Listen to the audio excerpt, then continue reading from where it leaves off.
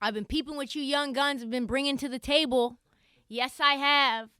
Who currently is the best young player under 25 to build your franchise around? So the website Hoops Hype ran a poll recently asking some of the top NBA executives to rank their top 5 players under the age of 25 they wanted to build their team around. Alert, Ben Simmons, not on that list. He would have been on that list last year, by the way. This is the second year that they've done this, so now we have some data to compare it to. Not shockingly, for the second year in a row now, Luka was voted number 1 to build your team around. Yeah, But unlike last year, he was not a consensus pick. Here is how the voting rounded out. Luka got 16 of 17 first-place votes. Tatum lost half of the votes from last year, but still number 2. Ja, huge jump from last year. He's now 3. LaMelo is the only one who got the other number 1 first-place vote. And Trae Young. Just outside the top 5, just outside the top 5, Evan Mobley, Zion, Shai Gilgeous Alexander, Ant Edwards, Bam Adebayo, and Brandon Ingram. There are some. Brandon Ingram is like, what's that movie? What's that movie where it was like a cult movie, and what's his name? Hold on one second. Just pause. What's that guy's name? God damn it. He's got that brother. Oh, dang it. He was in the End of the World movie. No. He also got into some hot water for, fucking all of his students. Yes. James Franco played, what's that movie called? Dang it. You know what I'm talking about. So he was in The Disaster. Yeah. So Brandon Ingram fans are like fans of The Disaster Artist. Like, it is a cult following, and they think that shit is the best movie in the world. But The Disaster Artist, I think, gets 5.2 on Rotten Tomatoes or whatever. And it's like this crazy movie about an aspiring film actor who meets this other guy in an acting class, and it's all very meta. Right. All of that to say, not a popular movie, not a we'll call it mainstream. But the people for Brandon Ingram think he's the next Kevin Durant, boy. They think he's KD. People, they're out there. They're not that loud, but they exist. For Brandon Ingram to make this list for top players under 25, you build your franchise around, shows me, wow, those GMs, they really are delusional. I bet it was Mitch Kupchak. I bet that's who it was who voted that, because he drafted him, I think. A couple of interesting things to note, though, about these comments the NBA execs left. First, Zion finishing at 7 probably might shock some people, but everyone, not surprisingly, worried about his health a little bit. Rightly so. Too high. One NBA exec said, don't know what to do with Zion. He'd be in the top 3 if I had any idea what was going on with his health.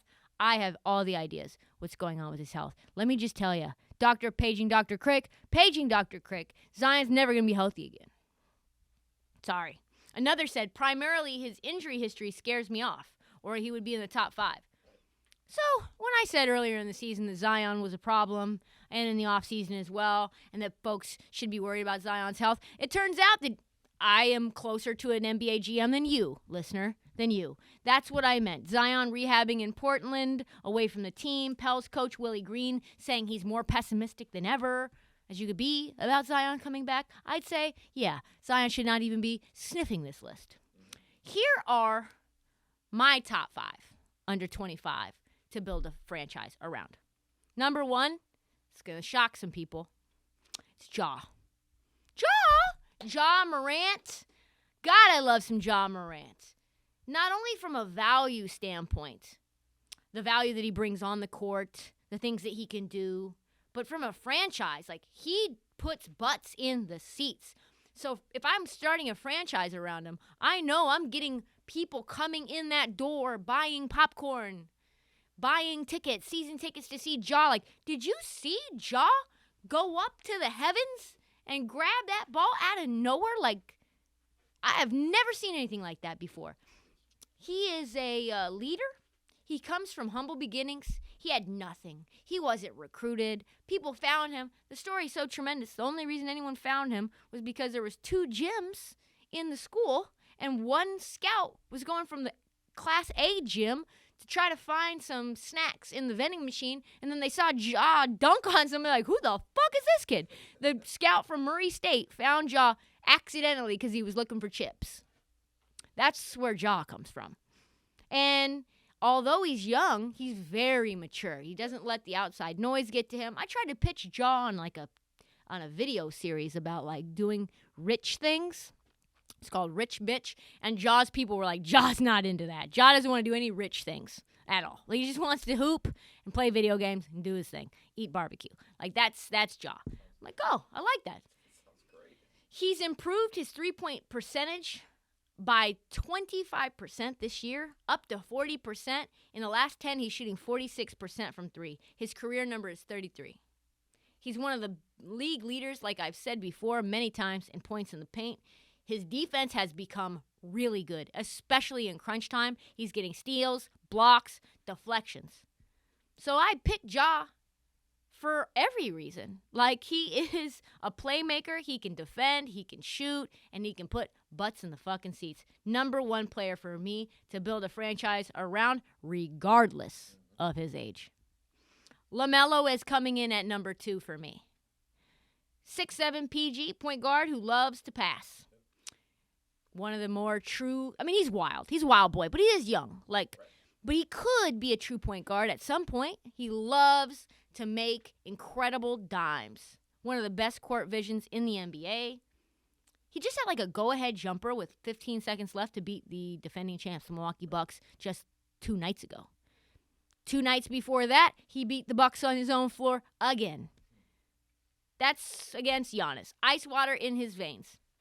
His demeanor's great. He loves hoops. He comes from, a good caliber basketball family, as much as you could say one could have that. And he's 6'7". To be a point guard at 6'7", he could be 6'9". This guy could turn into Magic. He is a superstar. And he also sells a lot of tickets, boy. I build my franchise around guys who I know put butts in the seats. And the rumor is LaMelo might grow another couple inches. So, love that. Love that. Love Melo. Number 2 on the list. Number 3. This is an interesting choice, but I like Shai. I like Shai Gilgeous-Alexander. I think he's a very interesting player. He can play I like two-way guards. I like long guards. He's 6'6", 6'11" wingspan. So he can defend. He can shoot. He can play make. And he's got dog. All those guys have dog. I like some grittiness in you. You can't be soft. You got to take a body. You know what I mean? Allow Twitter to fuck you up and just live about it and talk about it for another day. He needs to work on a more consistent shot, of course. Like, I think he's shooting the lowest of his career right now, but he's been hurt. He's been banged up. One of the best clutch scorers in the NBA, even though he's hurt. I think he's top 7 on that list right now in clutch scoring. He's so good that Sam Presti gave him a max contract. That's all you need to know. Like, Sam Presti doesn't want to give anyone any money. He just wants to keep trading him and keep getting 1 million first-round draft picks for him. And you know what? He locked up Shai. Obviously, Sam Presti thinks he's the player to start a franchise with. Evan Mobley, number 4. 7-footer, does everything. His ceiling is Giannis. Pretty good ceiling. I'm not saying he's there right now, or even close to that right now, but you've got real journalists being like comparing and critiquing Evan Mobley to Tim Duncan in his rookie year. How good it sounds like it's like, oh, like Evan Mobley, I don't know if he could be Tim Duncan. What are we talking about? He's 20. If you get into the league and they're like, not sure if he can beat LeBron, like, that's crazy. Did I mention he's 21 years old and he's a rookie? He can do everything. He can handle the rock at 7 feet tall. He can block 10 blocks a game if he wants to. He can stay in front of guards. He's quick. He's everything, like I said, James Wiseman was supposed to be. But he isn't. He's smart. He knows the game of basketball at a high level. He's a good passer, too. He can shoot the turnaround jumper. He can dive. He can screen. He's a little thin, but he's young. He's 21. He can put a little meat on his bones. Just tell him to spend the summer with Zion. And Luka. Literally, it's Evan Mobley, Luka, and Zion. I bet it just rubs right off. Number 5, it's Ant Edwards for me. There's just no player that's built like him who can do what he does. Like, he is a football player out there. He legitimately is one of the thickest, strongest, most explosive humans at 6'7", 6'8". He enjoys contact. Talk about a dog. He wants people to hit him when he goes down into the lane and into the paint and dunks on someone who's 7 feet tall and becomes a poster. Watanabe. I didn't even know who Watanabe was until he got he got Ant Edwards' nuts in his face. Just a leader. I think he's the most important player on the Minnesota Timberwolves right now. He's 2-guard that's strong, athletic. He's even taking on all the defensive responsibilities to guard the star in the opposing team. He just wants the ball in crucial moments, and he's so fun. And on top of that, he's selling tickets. His quotes. He is a brand. He's so pure, too. I love me some Ant Edwards. I didn't take Luka. Maybe people are going to want to know why.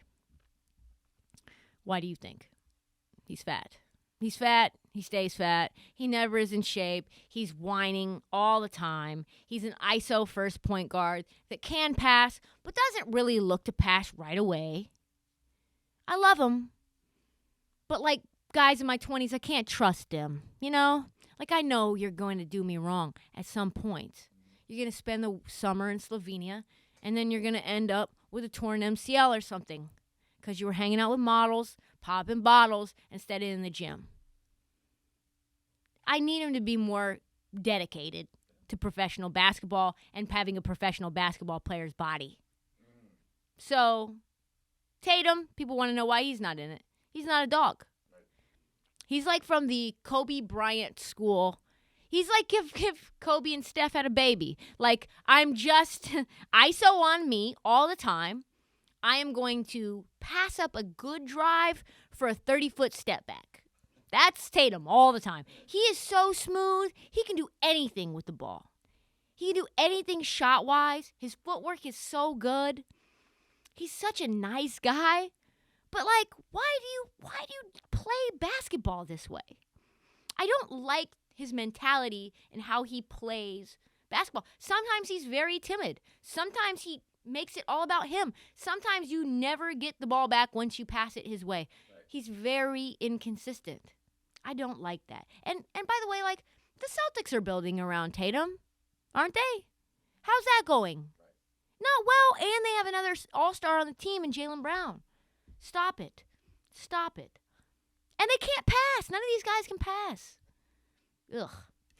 Trey, he can pass, but he is another chucker, man. He's a point guard in theory. He's the size of a point guard, but he brings the ball up. I guess that's the criterion for a point guard. And then he looks to shoot immediately. And I know you're going to say Trysta. He loves to pass. He loves passing. He's leading the league right now in assists. And to that I say, you're lobbing the ball to Capella. Like, it's a lob to Capella, and it's literally the counter to your floater. Like, you really are looking for the floater first, and then once they try to get knocked that down, then you just leave it to the lob. Like, it's just really a way for you to score more. I love him. He's electric. Yes, he definitely sells tickets. He's fun. He's a terrible interview. I know that might mean nothing to people who are evaluating a player to start a franchise with, but he's a terrible interview. One of the worst I've ever had. And on top of that, like, when Trae Young scores a lot, this year at least, they lose. In 4 of his highest 6 scoring games this year, including 56, the Hawks have lost. They're .500 when he scores under 20, and they're 33% when he scores more than 30.